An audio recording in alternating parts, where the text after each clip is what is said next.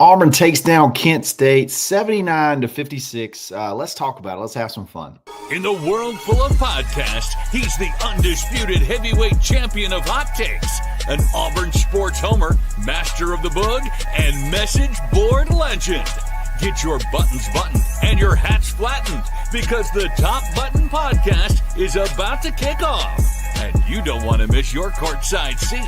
Now, here's your host, Charlie Five. Yes, sir. We are buttoned up and ready to go. It's another episode of the Top Button Podcast, Hoops Edition. Ready to talk about this Auburn basketball win. Auburn takes down Kent State 79-56, and I have titled a sloppy win. What a reality that we're here talking about a sloppy win, covering a 22.5 point spread. That's a lot of fun. Speaking of spreads, we're going to get into the game, but before we do that, we got to give a shout out to mybookie.ag. Use coupon code next round for a double up deposit bonus. I got my bonus locked in and hit a big live bet tonight on the live under. I love live betting basketball. Sometimes you can catch that thing getting out of whack and you can hit it.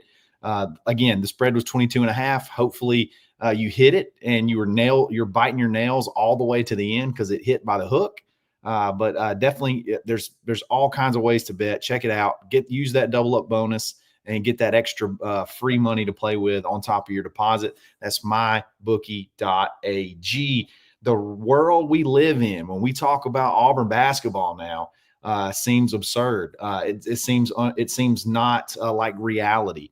If you're like me, you're probably sitting here thinking that feeling like Auburn left some meat on the bone, I guess. Feeling like maybe you played a little sloppy or this, that, and the other, but Auburn turns it on at the end and covers the spread, covers the 22.5 point spread, beats a very solid team. I think they're picked to finish third, top 10, or definitely top 5 in their conference.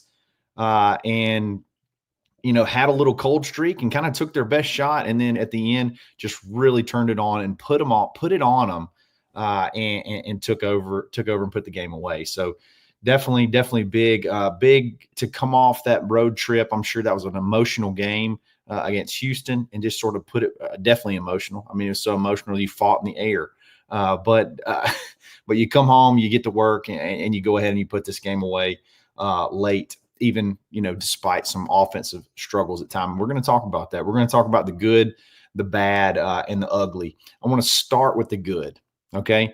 I want to start with the good, and there's a lot of good. There's a lot of good. So first of all, Chaney Johnson is a completely new human. Chaney Johnson is a totally different human being. It's unreal to watch his game from last year to this year. And you look at him and it's like watching a creative player. It really is. It's like watching if you were going into whatever video game you're playing and you create a player, that's who it comes out as. It's Chaney Johnson. He's reshaped his body. Somehow he looks more explosive, more athletic, and he's becoming one of the more steady 3-point shooters. It's unreal. It blows my mind at how developed he's become, and it's exciting because I think the question marks going into this year were what kind of production could you get out of the 4? What kind of production could you get out of Chaney and Jaheim Hudson, Turtle? What can you get out of that? Because that's, to me, is the key to this team being able to make a really, really deep run. That and then the production out of the point guard position. But Chaney has been the steady hand of obviously you got Broom, but outside of Broom, Chaney's been the steady hand through these first 3 games. No matter what the cold streak is, if you start out cold, if you start out whatever, Chaney has just been going off every single game. I mean, his stat line tonight, let's just walk through it. He played 22 minutes. He scored 18 points on 8 of 11. And he was 2 of 3 from 3. Couple that with 5 rebounds, 4 assists. Auburn had 23 assists on 79 points, which is insane. I'm sorry, he played 29 minutes. His plus minus was 22. So he played nearly 30 minutes, scored 18 points. And that was one of the things that we felt like he could be a 10 to a 12 point per game type player, but he's got the ability. He really does have the ability to go for 18 to 20 a game. I mean, he's that explosive. Some of the dunks he had were incredible. Some of the dunks he had were just rim rocking. Like it's highlight reel type stuff. A lot of fun. Very, very, very excited at the potential that he has, and I hope we get to see his game continue to develop.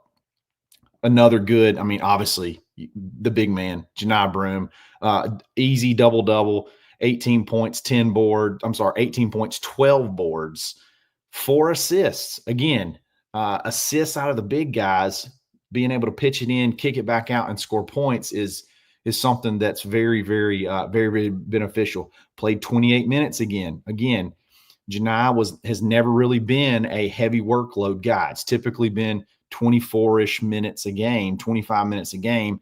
He played, I think, over 30 last game. He's playing close to 30 this game. And you're seeing that he's just able to, the more time he gets, the more chance he has to just completely take over a game. And it felt like when the shooting was cold, we probably could have gone inside a little bit more.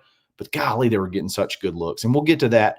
We'll get to that in just a minute. Janai Broome, just another masterful game. Hey, 2 of 3 from the line. What? I think he hit his first 2 free throws in a row. Like he got fouled on a shot and hit his 2 free throws, which was obviously a lot of fun.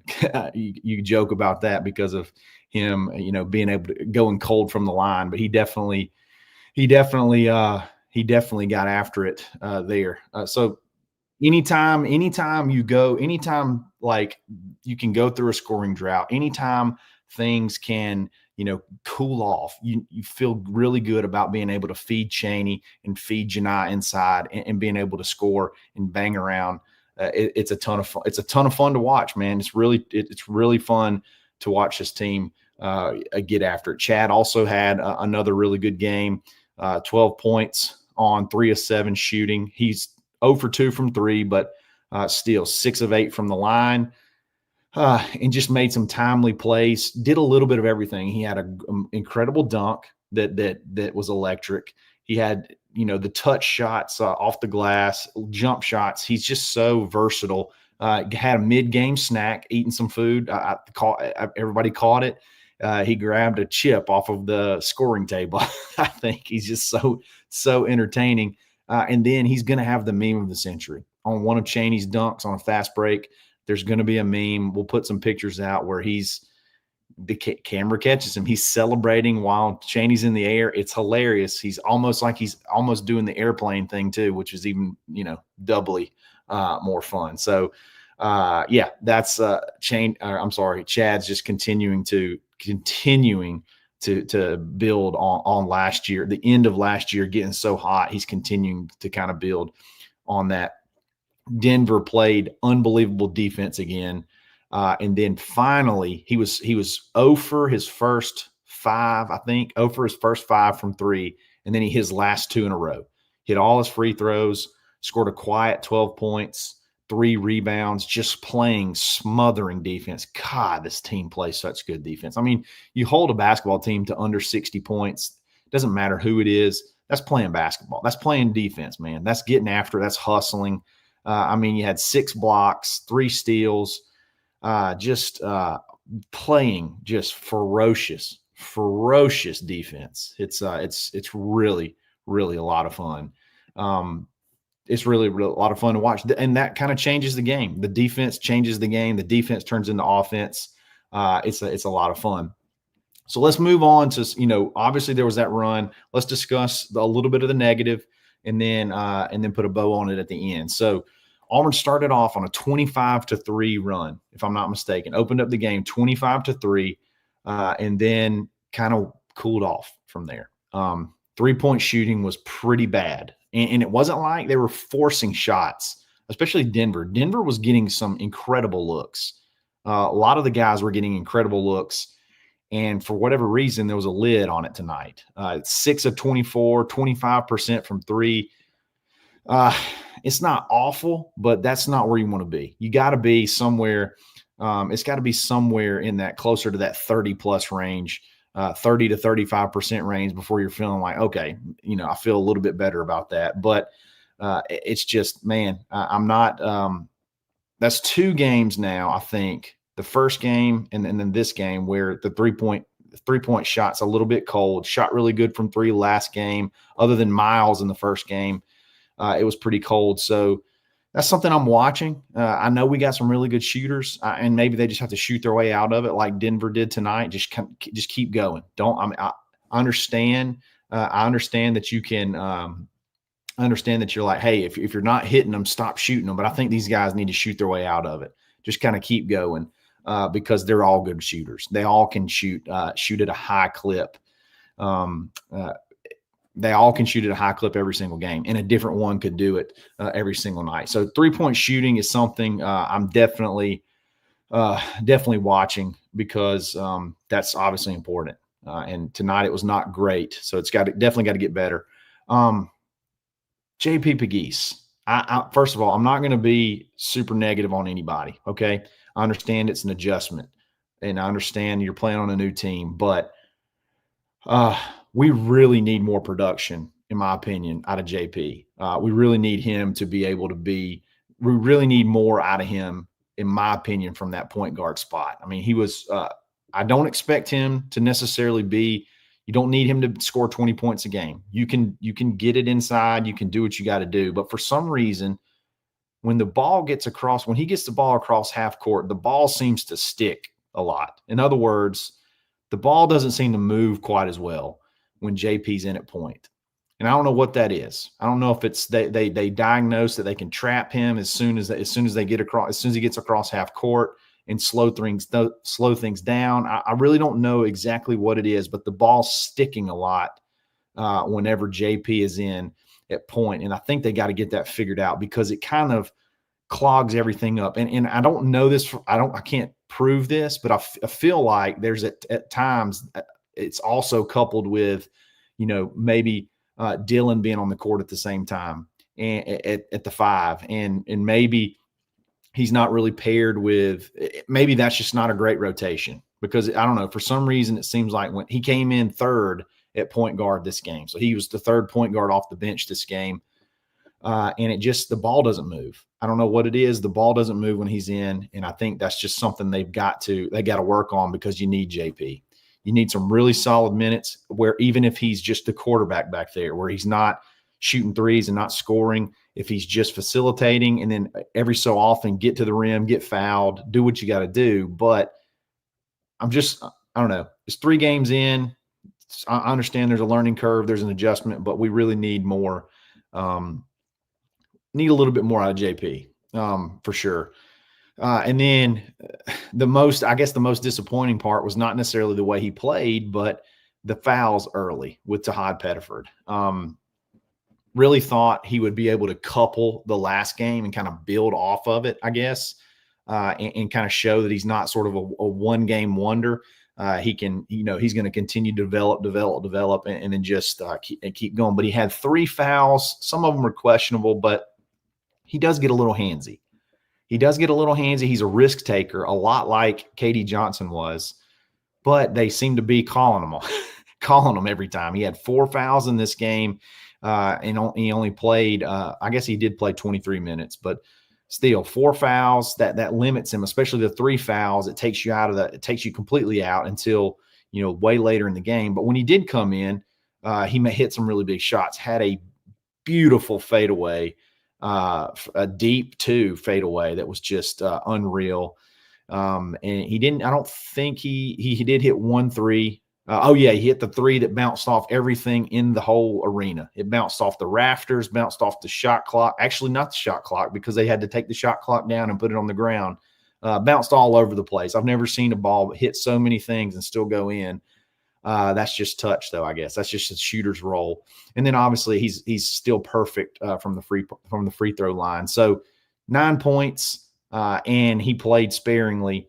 I say played sparingly. I mean, he didn't really get a lot of extended time playing because of the fouls. So Got to be able to defend a little bit better without fouling, because that kid's electric. He's just unreal, and he's going to keep getting better, even in the very little time. The very little time that he got, he made the most of it. So let's get in chat a little bit and have some fun. Dap's in here. Good show, man. Keep it up. Hey, Dap, I'm just trying to be like you. Oh, that's a fan. My bad. Dap fan. That's not even Daryl Dapprich. That's a meme off of Daryl Dapprich. That's even better. I appreciate you, brother. We're gonna have fun all season. It's gonna be a lot of fun. I'm here because Daryl Dapprich told me to. Thanks, OG22. I really appreciate it. Yes, Drip Edits. They had a 12-0 run right there. I think after we got up to like 25-3, they had a 12-0 run, and it just seemed like they got it all the way down to 4 points at one time. I mean, it was an epic cold streak that we had after coming out so hot. So it was something that I think obviously against a better team, that's something you'd be concerned about. But yeah, just if you get hot, put teams away. But I tell you what, it says another thing to be able to have a cold streak like that and then being able to turn it on and close it out at the end of the game as well. And that's what they did. But 77% from the line, not bad. I think anytime you can be above 75% as a team from the line, that's pretty good. I think that's some 80% would be nice, but that just seems sort of out of reach, especially as many times as Broom is typically going to get fouled and Dylan as well. They're going to get hacked a lot, and they're just not very great free throw shooters. I mean, if you take those two away, Dylan missed 2, Janai missed 1. If you take those two away, I mean, you're over 80% shooting from the free throw line. So anything above 75%, I'm fired up about it. And I think that's championship basketball if you can shoot above 75% from the line. Let's keep going.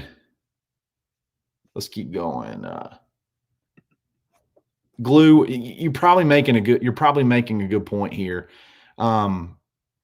Glue WDE, I think JP is just running whatever's called and the play isn't developing fast enough. You're probably right. He's probably just doing what he's been asked to do.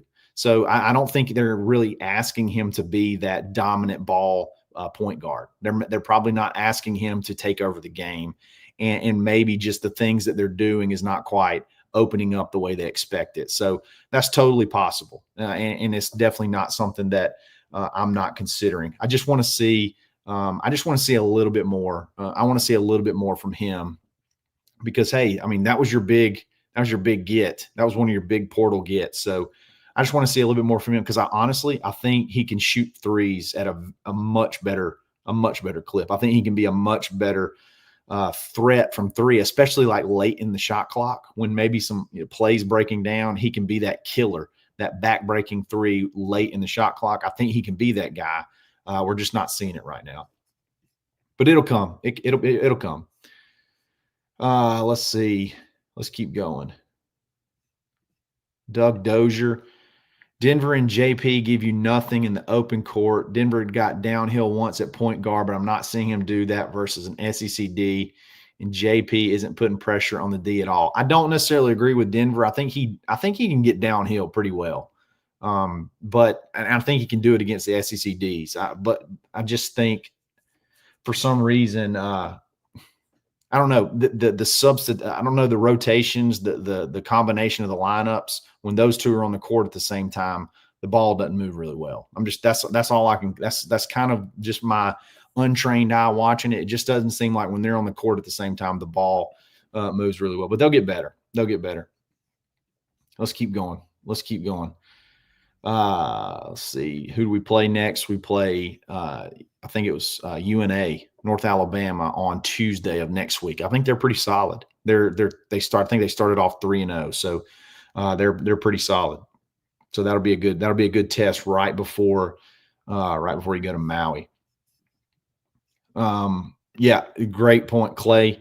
Chaney Johnson is this year's version of Jalen Williams, maybe even better. I mean, Jalen's fantastic. Okay, don't get me wrong. He is not anywhere in the ballpark of the athlete that Chaney is. And if Chaney's now starting to show that he's not just an athlete, he's actually a very skilled basketball player. And the small things that he's developed it has really, really impressed me. And I talked about it earlier in the show. I'm just very, very I'm very, very impressed with how well he's like worked on his game, and like the little bit, I mean, like there's little bitty technical things that create touch or jump shots, little bitty things about your mechanics to where you're not just being a freak athlete, you're actually being you're being a skilled basketball player. You can see it just kind of jump out off the screen that he's doing differently this year, that you can tell that he's put in so much work. It's big. It's big. Turd Ferguson, love your name. I'm sorry. Hold on. Where'd it go? Oh, he deleted it. No, he didn't. There it is. Turd Ferguson. I love the name. I like that we had some adversity. Helps to get the team from getting too cocky. Okay, look. This team, I don't know if there's anything you can do to keep this team from being too cocky. They're going to talk. They're going to jaw. I don't know what it would take to make this team not feel cocky, not feel confident. But I do like them having to battle a little bit. And they battled against Houston. Don't get me wrong. Like they came back from, 7-8 points at one time. But I do, I like it when that's when you're playing a really good team and you're playing good. They're just beating you and you got to dig deep and come back. This is where you're not playing the way you should be playing. And then you come back, you dig yourself out of the hole and you come back and you put a game away. So I'm with you. I do like a little bit of adversity, but I'll tell you what, it doesn't matter what happens. This team's going to be cocky. Just get ready for it. They are going to talk. There's going to be technical fouls, probably won a game. Just be prepared for it. And it's going to make you scratch your head and it's going to make you go crazy. But hey, that's how they do things. They feed off each other. There was one time in the game tonight, there was a little stretch where I was like, Chad is going to get tossed. There's no doubt this is a recipe for Chad getting tossed. And I'm so proud that he didn't. He harnessed his emotions. He had a chip on the sidelines and he was ready to go. Guys, that was a lot of fun. It was, I mean, another win. You start off the season 3-0. You got a couple of days now that we're going to, regroup, play one more home game, then hit the plane, and then just pray that we make it to Maui without killing each other, because that's a long flight. So y'all have a great weekend. We're going to talk some football in the morning, talk some football the rest of the week, and hopefully win a football game this weekend. So guys, I really appreciate it. It's another episode of the Top Button Podcast, Hoops Edition. Stay button. Thanks for listening, and drive home safely.